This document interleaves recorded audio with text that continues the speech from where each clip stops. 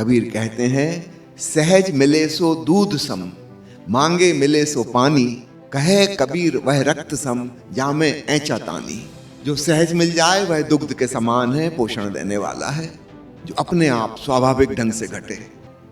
जो मांगने से मिले, भक्त प्रार्थना करते हैं, मांगते हैं, रोते हैं, गिड़गिड़ाते हैं, कबीर कहते हैं उनको भी मिलेगा परमात्मा, लेकिन अब वो पानी समान मिलेगा।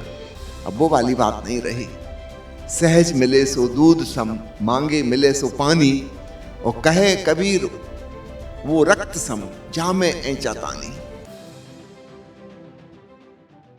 ओशो की विशेष अनुकंपा साधकों के ऊपर कि उन्होंने साधना की गुह्य बातों को, जिन्हें हम इsoteric बातें कहते हैं, उन्हें महत्व ना देकर अनुभव पर जोर दिया। अक्सर ऐसा होता है कि साधना करने वाले लोग भांति भांति के शास्त्र और ग्रंथ पढ़ लेते हैं, अलग अलग प्रकार के सिद्धांतों की बातें सुन लेते हैं, और फिर बड़ा विभ्रम और कंफ्यूजन पैदा होता है कि ये सही कि वो सही, ये ठीक कि ये गलत। और कुछ लोग तो गिल्ट फीलिंग में चले जाते हैं, अपराध बोध में, कि मुझे ये वाला अनुभव नहीं हो रहा। इन्फीरियरिटी कॉम्प्लेक्स, हीनता ग्रंथि से ग्रस्त हो जाते हैं कि जरूर मैंने किए होंगे कोई दुष्कर्म की पाप, उसकी फल भुगत रहा हूं, मुझे ऐसा वाला अनुभव नहीं हो रहा जिसका वर्णन फलाने फलाने संत ने किया है। इस सब में जाने की कोई आवश्यकता नहीं। ओशो ने स्पष्ट किया, तुम्हारे लिए जो उपयोगी है, जो जरूरी है, तुम्हारे यात्रा पथ पर जो दृश्य आएंगे तुम उनका मजा लो। अन्य व्यक्तियों ने अपने यात्रा पथ का वर्णन किया है, वे लोग आपसे भिन्न प्रकार के थे, उन्हें वैसा अनुभव हुआ होगा, इसका मतलब ये नहीं कि आपको भी वैसा ही हो जाएगा। एक प्रवचन में ओशो कहते हैं, जरा सोचो प्रकृति ने कितनी विविधता, वैरायटी बनाई है। 8 अरब आदमी दुनिया में है और 2 इंसानों के अंगुली के निशान भी नहीं मिलते। अब अंगुलियों के निशानों की क्या वैल्यू है? इसको इतना यूनिक, अद्वितीय बनाने की कौन सी जरूरत थी?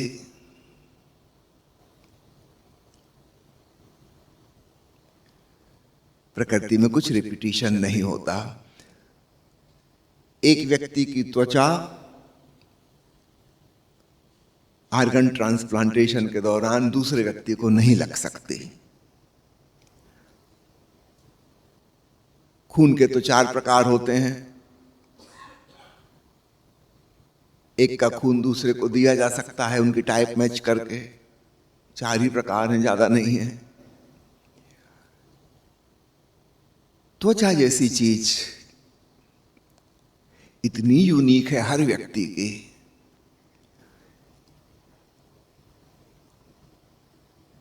कि दूसरा व्यक्ति वैसा है ही नहीं जिसमें ट्रांसप्लांटेशन हो सके। कोई जल गया, उसको किसी दूसरे व्यक्ति की त्वचा का हिस्सा लगाया जा सके, ये संभव ही नहीं है, वो रिजेक्ट कर देगा शरीर तुरंत। कौन सी चीज पहचान में आती है उन्हें? हमारे लिए बिल्कुल साधारण सी बात है, लेकिन प्रकृति ने हर व्यक्ति की चमड़ी इतनी असाधारण बनाई है जिसका कोई हिसाब नहीं। आज तक ऐसा व्यक्ति ना हुआ है, ना है और ना कभी होगा भविष्य में। जब त्वचा जैसी साधारण चीज इतनी यूनिक बनाई है, तो क्या हमारे आध्यात्मिक यात्रा पथ या अंतर यात्रा का अनुभव एक जैसे होंगे? जरा सोचिए। जब हमारी त्वचा इतनी अनूठी है, अद्वितीय है, तो हमारी आत्मा तो और कितनी अनूठी होगी, इसका कोई हिसाब ही नहीं।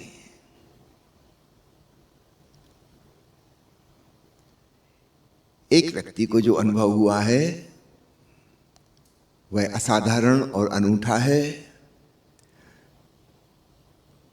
उसकी बात सुन के हम एक रफ आइडिया तो बना सकते हैं, लेकिन उसको एग्जैक्टली जोर से नहीं पकड़िए।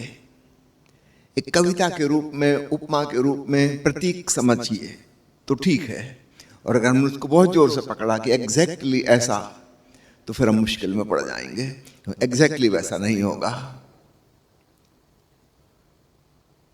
कई लोग आ जाते हैं कि तीसरे नेत्र पर ध्यान केंद्रित नहीं होता, क्या करें? मैं कहता हूं छोड़ो, कोई जरूरी है तीसरे नेत्र पर ध्यान केंद्रित करना? कुछ और करो।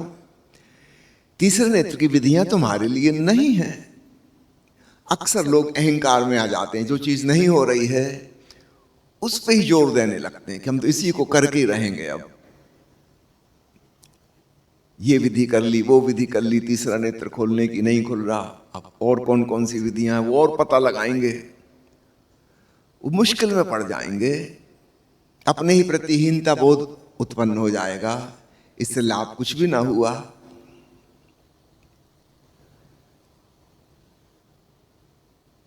ओशो ने स्पष्ट किया है, अधिकांश महिलाओं को तीसरे नेत्र की साधना उपयोग की नहीं होगी, या तो उनका ध्यान वहां लगेगा ही नहीं, और अगर लग गया तो शायद कुछ नुकसान पहुंचाए।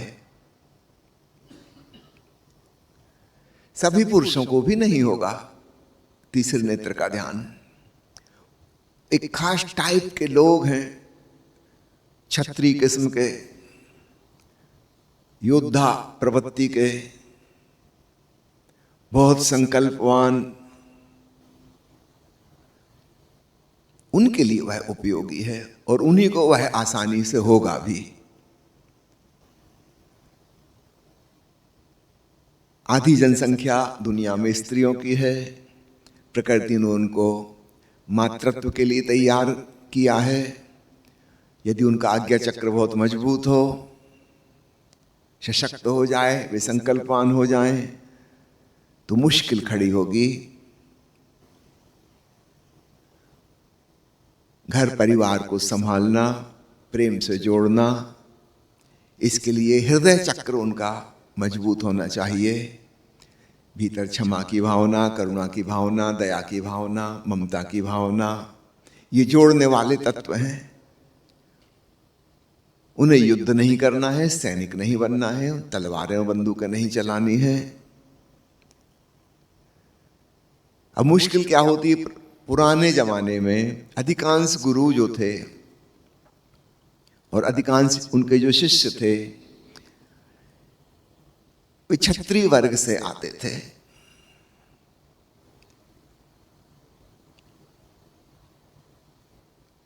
इसलिए उनकी शिक्षा दीक्षा में जो बातें कही गई हैं, लिखी गई हैं शास्त्रों में, वो हम सोचेंगे हम सबके लिए उपयोगी होंगी, तो हम गलत सोच रहे हैं।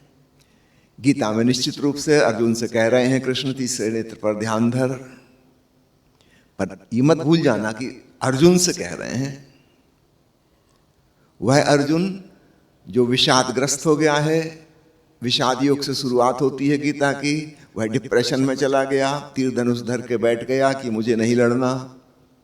इसके भीतर के क्षत्रिय को जगा रहे हैं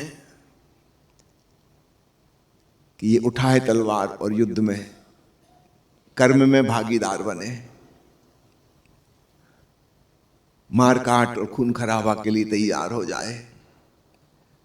निश्चित रूप से उसके लिए आज्ञा चक्र पर फोकस करना काम आएगा। पर हम में से अधिकांश लोग जो यहां बैठे हैं, हमारा वह क्षेत्र नहीं है। और अगर हम अपने भीतर उस प्रकार की शक्ति विकसित कर लेंगे जो युद्ध में काम आती है, फिर तैयार रहिएगा, घर में ही युद्ध होगा, लड़ाई झगड़ा होगा, पड़ोसियों के संग होगा, ऑफिस दफ्तर में होगा। इससे हमारा जीवन सुंदर नहीं बनेगा, बेहतर नहीं बनेगा। बुद्ध भी क्षत्रिय हैं, महावीर भी क्षत्रिय हैं, जैनों के 2400 तीर्थंकर क्षत्रिय हैं, भगवान राम क्षत्रिय हैं, परशुराम क्षत्रिय हैं। उन्हें तो कहना चाहिए महाक्षत्रिय थे, ब्राह्मण कि 36 बार क्षत्रियों से पृथ्वी को खाली कर दिया। महिलाओं को नहीं मारते थे, फिर क्षत्रिय पैदा हो जाते थे। 36 बार जितने पुरुष थे सबको उन्होंने समाप्त किया। ब्राह्मण कुल में पैदा हुए थे, किंतु उनसे ज्यादा बड़ा योद्धा, खतरनाक आदमी पैदा नहीं हुआ। प्राचीन अधिकांश शास्त्र क्षत्रियों की जीवन पद्धति पर आधारित हैं। गुरु भी उसी प्रकार के हैं और उनके शिष्य भी उसी प्रकार के हैं। जब हम देखते हैं कि अरे आज्ञा चक्र पर इतनी जोर दी जा रही है, हम सोचते हैं कि हमको भी ये ध्यान करना होगा। हाँ, आप करके देख लीजिए कुछ दिन। अगर वो आपकी सहज प्रकृति का हिस्सा होगा तो आपको सफलता मिलेगी, नहीं होगा तो नहीं मिलेगी। इसमें कोई उदास और दुखी होने की जरूरत नहीं, वो आपका टाइप नहीं है। आपके भीतर कोई अन्य चक्र।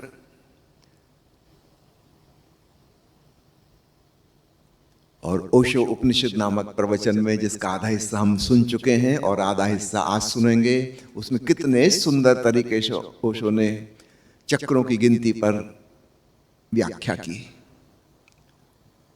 3 भी हो सकते हैं, 4 भी हो सकते हैं, 5 भी हो सकते हैं। इस पे निर्भर करेगा हम किस ढंग से क्लासिफाई करते हैं।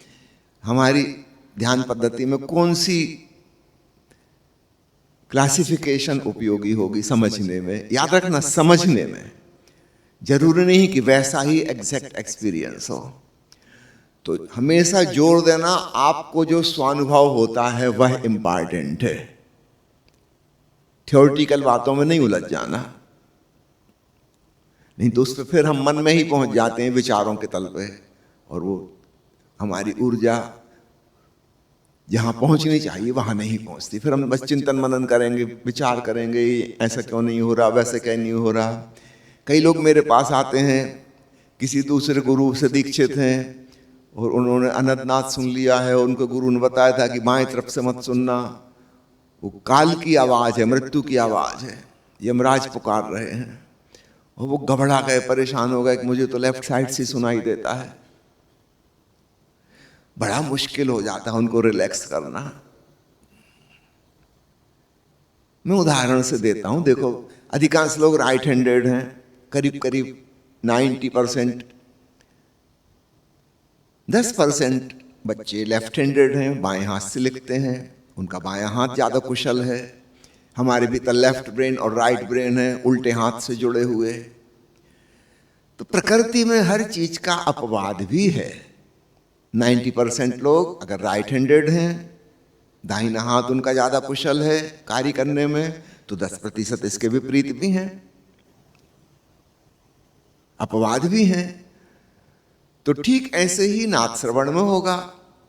90% लोगों को हो सकता है दाहिनी तरफ से सुनने में गहराई मिले समाधि में, 10% इसके ठीक विपरीत होंगे, उन्हें बाएं तरफ से सुनने में गहराई मिलेगी। किताबों में जो लिखा है वो जिस व्यक्ति ने लिखा है उसने अपने अनुभव से लिखा है। मैं नहीं कह रहा कि वह गलत है, उसने अपने अनुभव से ठीक लिखा। और उसके 2-4 मित्र होंगे जिनको वैसा ही हुआ होगा, तो उसने सिद्धांति बना दिया कि दाहिने तरफ से सुनने में गहराई मिलती है, बाएं तरफ से कभी ना सुनना। और डराने के लिए कि ताकि आप सुनो ना, उसने खतरनाक बातें जोड़ दी कि काल की आवाज है, मौत तुम्हें बुला रही है। इन बातों में नहीं उलझना। अधिकांश इsoteric बातें जिनको बहुत रहस्यमयी चर्चा करने वाले लोग करते रहते हैं गंभीर तरीके से, किसी मतलब की नहीं होती। और इसलिए ओशो ने हमको विविध तरीकों से एक ही बात बताई है। उदाहरण के लिए अंतरयात्रा किताब में उन्होंने केवल 3 चक्रों की बात की, और 3 में बात बन जाती है। विचारों का केंद्र है मस्तिष्क, भावनाओं का केंद्र है हृदय, और जीवन का केंद्र है नाभि। और 3 में पूरी बात उन्होंने समझा दी अंतर यात्रा की। ओशो की एक किताब है शांति की खोज, जिसका नाम बाद में बदला गया तृषा गई एक बूंद से। उसमें ओशो ने 5 चक्रों का ध्यान कराया है और 5 में बात बन गई। जिन खोजा तिन पाइया में उन्होंने 7 चक्रों की बात करी है, 7 शरीरों की बात की है, कुंडलनी यात्रा के 7 पड़ाव। बिल्कुल अच्छे से समझ में आ गई बात। समझ में, याद रखना, इसमें से हमको क्या अनुभव आएगा वो हम पे निर्भर है। जरूरी नहीं कि हमको ऐसा ही हो। इस बात को गौर से पकड़िएगा ताकि आप रिलैक्स हो। अनुभव पे जोर हो, ज्ञान की बातों पर नहीं। हां, समझने के लिए समझ लीजिए।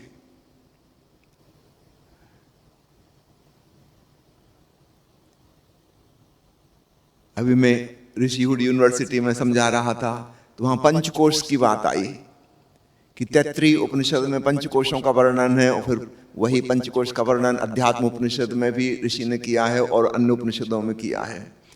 उससे कैसे 7 की मैचिंग कर सकते हैं? मैंने कहा बिल्कुल आसान है। पहला कोश जो है अन्नमय कोश, अर्थात भोजन से निर्मित शरीर, जिसको हम फिजिकल बॉडी कहते हैं, इसको हम 2 हिस्सों में बांट लो, एक कर्मेंद्रीय और दूसरी ज्ञानेंद्रीय। सब डिवीजन हो गए एक के।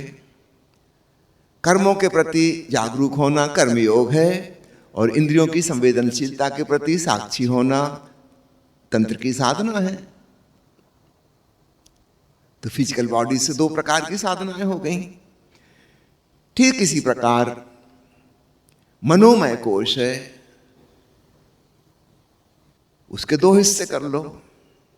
जैसा कि मैंने कहा, लेफ्ट ब्रेन और राइट ब्रेन, एक इंटेलेक्चुअल पार्ट और दूसरा इमोशनल पार्ट। तो एक भाव शरीर है और दूसरा मनस शरीर है। इसमें प्रॉब्लम क्या है? तो 5 की जगह 7 हो गए। अपनी हृदय की भावनाओं के प्रति साक्षी होना भक्ति का मार्ग है। विचारों के साक्षी होना ज्ञान मार्ग का रास्ता है।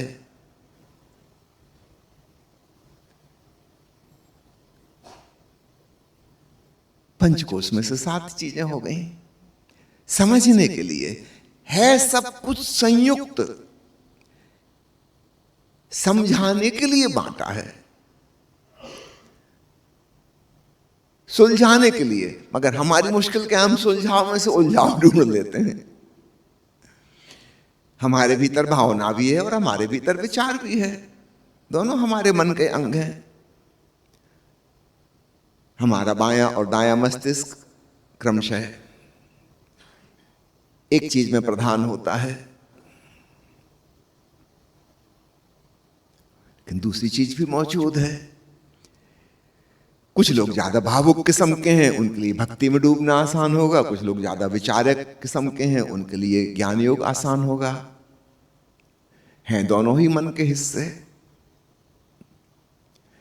इस ढंग से थोड़ा समझें। जैसे ओशो ने हारा केंद्र का उदाहरण दिया, वो जापानी संस्कृति में वो केवल उन्हीं को महसूस हो सकता है जो उस कल्चर में बड़े हुए हैं।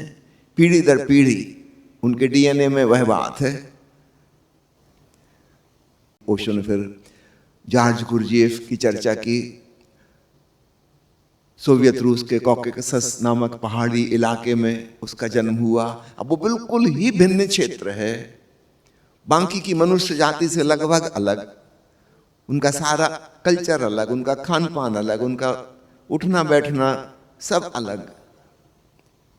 निश्चित रूप से उसके अनुभव भिन्न होंगे।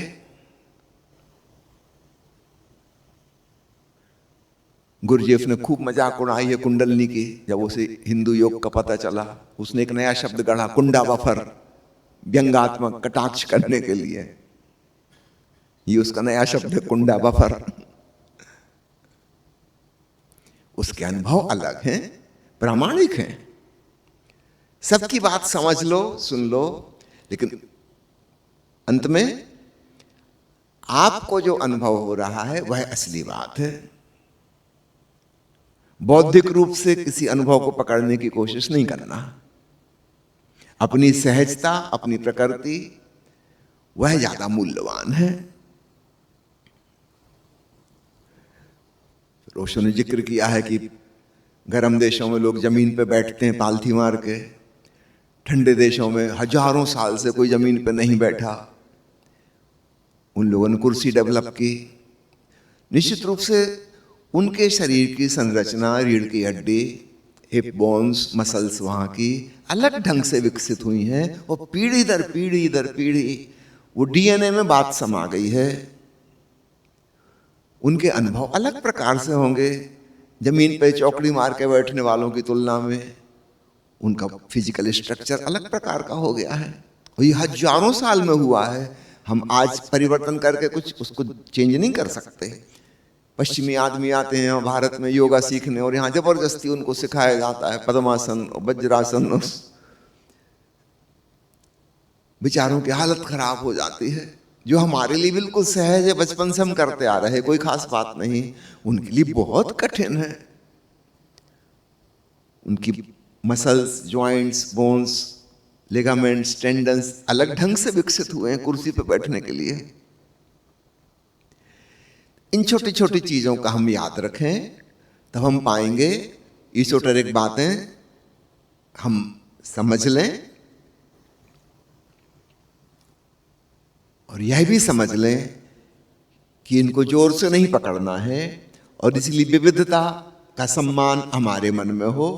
जो हमको हो हम उसका आदर करें, जो नहीं हो उसको भूल जाएं। उसके पीछे पड़ने की जरूरत नहीं है कि होना ही चाहिए। कई लोग आ जाते हैं कि उपनिषद में लिखा है 10 प्रकार के अनंत नाद होते हैं, हमने 3 ही प्रकार के सुने हैं, बाकी के 7 का क्या? जाके दीवार से सिर मारो। भाई जिस ऋषि ने लिखे होंगे उसने कई शिष्यों से पूछ के कि तुमको कैसा सुनाई दे रहा है, तुमको कैसा सुनाई दे रहा है, तो 10 प्रकार की बातें उसके गुरुकुल में लोगों ने बताई होंगी। किसी ने कहा घंटी की तरह, किसी ने कहा झिंगुर की तरह, किसी ने कहा हवा की सरसराहट जैसा, किसी ने कहा मानो दूर से कोई बंसी बजा रहा हो, किसी ने कहा झरने की आवाज लग रही है। ये तो उपमाएं हैं। 10 प्रकार की उपमाएं। हम सोचते हैं कि हमको 10 प्रकार का सुनाई देना चाहिए, तब जाके हमारा पूर्ण ज्ञान होगा, नहीं तो हमारा ब्रह्म ज्ञान अधूरा है। तो हम मुसीबत में फंसे। आपको जो हो रहा है बिल्कुल ठीक। ओशो ने इस प्रकार की सारी बातों की खूब खिल्ली उड़ाई, मजाक उड़ाई। ओशो ने जहां कहीं नाद ब्रह्म का वर्णन किया है, झिंगुर की आवाज, रात के सन्नाटे की आवाज, मानो मधुमक्खियों का एक जत्था गुजर रहा हो, ये वाली उपमाएं दी हैं जो हम सब सुन सकते हैं। आवाज तो वही है, लेकिन हमारे कहने का अंदाज अलग अलग हो सकता है। अब समझो कोई मुंबई में रहता है, 50वीं मंजिल पे, वहीं पैदा हुआ है, उसने आज तक झिंगुर की आवाज सुनी ही नहीं। उसको यह उपमा काम नहीं आएगी, उसको कुछ दूसरी उपमा देनी पड़ेगी। जब ट्यूबलाइट जलाते हैं तब गौर से सुनिए, ट्यूबलाइट से एक आवाज आती है धीमी सी। उसको कोई आधुनिक उपमा से समझाना पड़ेगा जो वो जानता है। झिंगुर उसके लिए अनजान चीज है, ना उसने कभी देखा, ना उसने कभी सुना।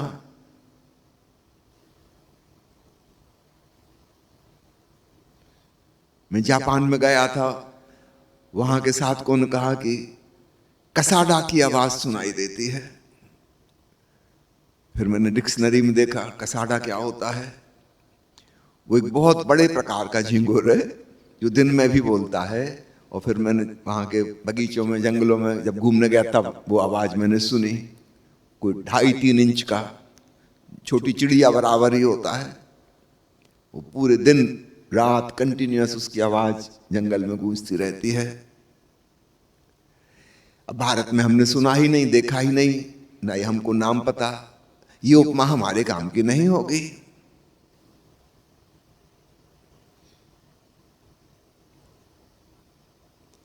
मुझे याद आता है जब ओशो का मैंने प्रवचन सुना था जैन फकीरों की वाणी पर, उसमें एक सूत्र था, कसाडास वॉइस पियर्सिंग द रॉक्स, बस इतनी लाइन थी। चट्टानों को चीरती हुई कसाडा की आवाज। जब मैं जापान में गया तब उसका मतलब मुझे समझ में आया। अनंतनाथ को व्यक्त करने का उनका अपना ढंग। तो कुल मिलाकर मैं आपसे क्या कह रहा हूं, जो भी थ्योरेटिकल बातें आपको बताई जा रही हैं उनको खूब गंभीरता से नहीं पकड़ना, जिद्द और आग्रह नहीं करना, रिलैक्स। आपको जो हो उसका स्वागत करो, जो सहजता से हो। जो जोर जबरदस्ती से हो वह पाने योग्य नहीं है। कबीर साहब का वचन, जिसके ऊपर ओशो ने अपनी किताब का शीर्षक भी रखा, वो है सहज समाधि भली। कई प्रकार की ध्यान की गहराइयां हो सकती हैं, पर कबीर साहब का स्पष्ट मत है, जो सहज हो वो भली। जो कठिनाई से मिले वो भली नहीं है, वो प्राप्त करने योग्य नहीं है।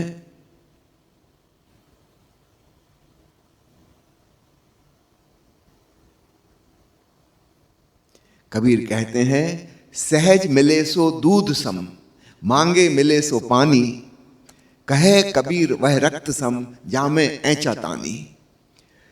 जो सहज मिल जाए वह दुग्ध के समान है, पोषण देने वाला है। जो अपने आप स्वाभाविक ढंग से घटे, जो मांगने से मिले। अब यहां पर कबीर भक्तों की मजाक उड़ा रहे हैं। भक्त प्रार्थना करते हैं, मांगते हैं, रोते हैं, गिड़गिड़ाते हैं। कबीर कहते हैं उनको भी मिलेगा परमात्मा, लेकिन अब वो पानी समान मिलेगा। अब वो वाली बात नहीं रही। सहज मिले सो दूध सम, मांगे मिले सो पानी, और कहे कबीर वो रक्त सम, जामे ऐंचा तानी। अब यहां योगियों की मजाक उड़ा रहे हैं, जो बड़ी खींचातानी कर रहे हैं, शीर्षासन लगा रहे हैं, त्याग कर रहे हैं, तपस्या कर रहे हैं, भांति भांति के कठिन कठिन कर्मकांड, बड़ी ऐंचातानी चल रही है।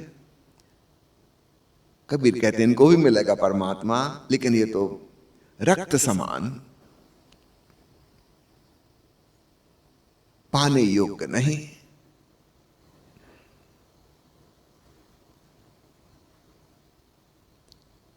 और जो कबीर कह रहे हैं, इसी बात से ओशो भी राजी हैं।